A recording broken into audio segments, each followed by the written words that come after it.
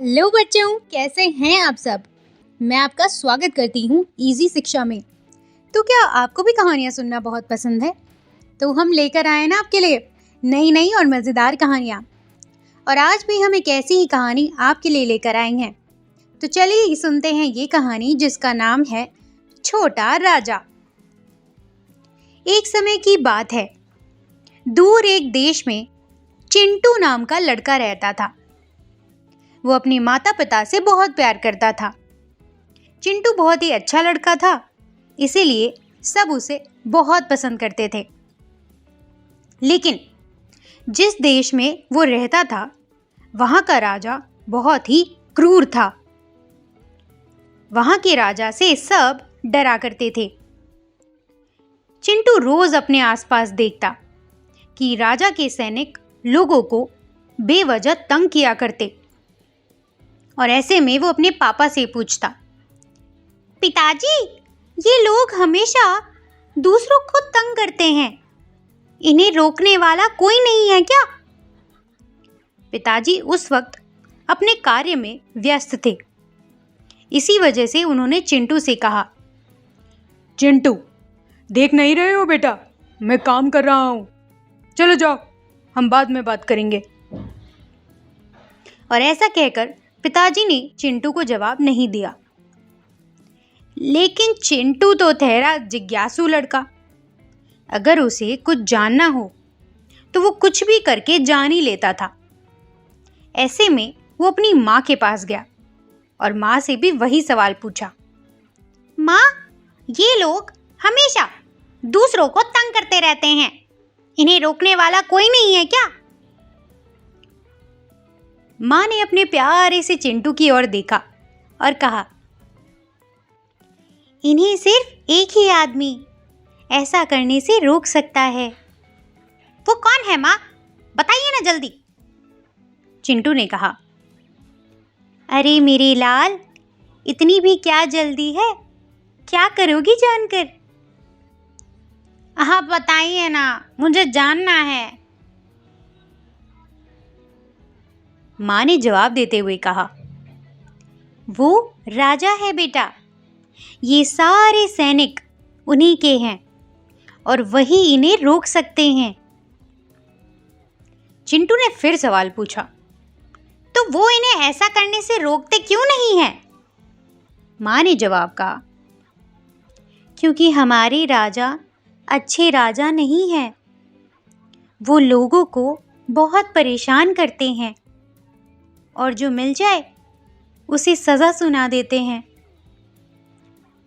माँ, मैं इन सैनिकों से लड़ूंगा और सबकी राजा से रखवाली करूंगा।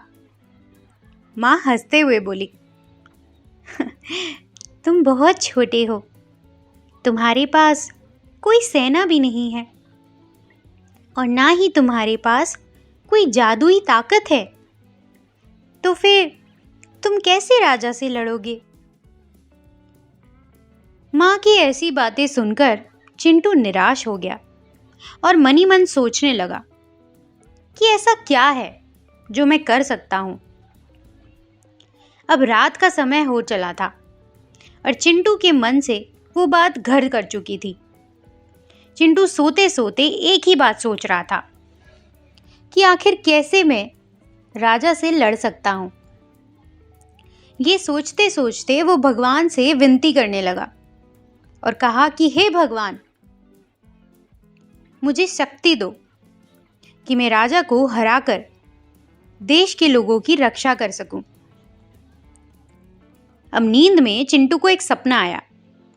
सपने में एक परी आई और उसने चिंटू से कहा, चिंटू, तुम्हारी प्रार्थना भगवान ने सुन ली है और उन्होंने तुम्हें राजा से लड़ने के लिए ये तलवार दिया है।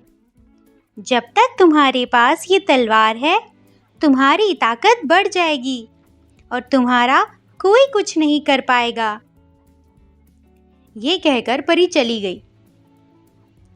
चिंटू की सुबह नींद खुली और उठते ही उसने सबसे पहले अपना पूरा घर खोजा।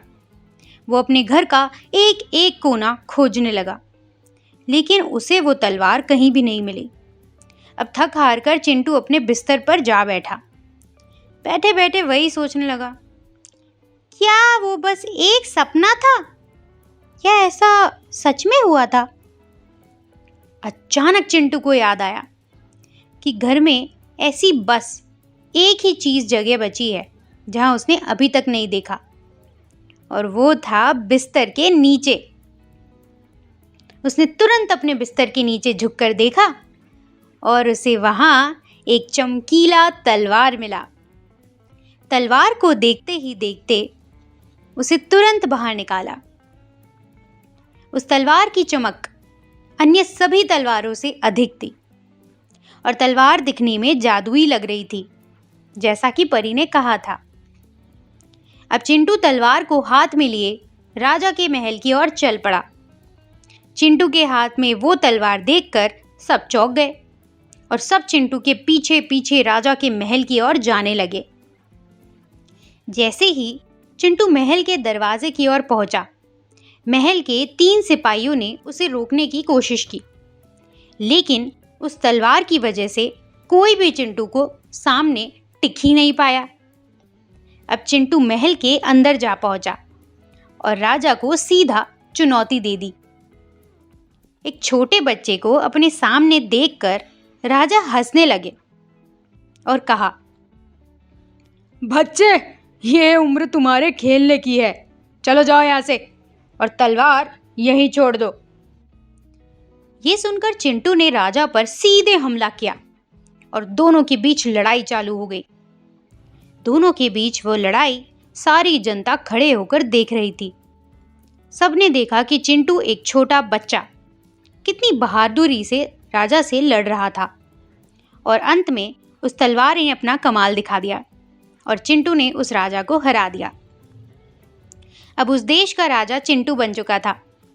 चिंटू से राजा और उसके सैनिकों को कड़ी सजा सुना दी गई। अब सब चिंटू के देश में खुश रहने लगे और चिंटू खुशी खुशी अपने देश में राज करने लगा। तो दोस्तों, आप बताइए कि आपकी क्या सोच है इस बारे में, हमें कमेंट करके ज़रूर बताइएगा।